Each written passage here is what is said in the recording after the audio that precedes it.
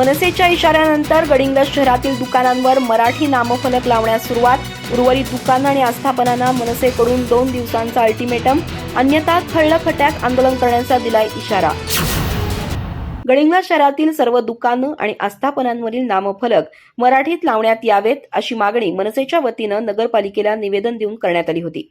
या पार्श्वभूमीवर गेल्या 2-3 दिवसांपासून शहरातील बहुतांश दुकानं आणि आस्थापनांवर मराठी फलक लावण्यास सुरुवात झाली आहे. यामध्ये नामांकित हॉटेल, ब्रँडेड कापड दुकानं, cafe, mobile shoppe, beauty parlour, showroom आदींचा समावेश आहे. शहरातील उर्वरित दुकानं आणि आस्थापनं यांचे देखील फलक मराठीत लावावे यासाठी भेट देऊन त्यांना 2 दिवसांचा अल्टिमेटम देण्यात आल्याचं जिल्हाध्यक्ष नागेश चौगले यांनी सांगितलं.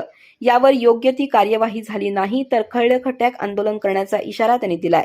यावेळी मनविसे जिल्हाध्यक्ष प्रभात साबळे, जिल्हा सचिव वैभव माळवे, गडिंग्लज शहराध्यक्ष केंपण्णा कोरी, मनविसे जिल्हा उपाध्यक्ष अमित चौगले, शहर उपाध्यक्ष सचिन प्रसाद यांच्यासह कार्यकर्ते उपस्थित होते.